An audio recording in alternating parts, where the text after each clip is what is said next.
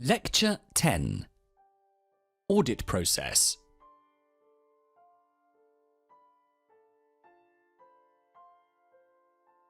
Dear student, the audit process is the combination of three major phases. 1. Planning. 2. Fieldwork or documentation. And 3. Reporting or follow-up. In the planning phase, the auditor plans the entire project. In fieldwork, the auditor collects the evidence and documentation, interviews personnel, identifies, analyses and evaluates controls, and analyses data. In the reporting phase, the auditor issues the final report.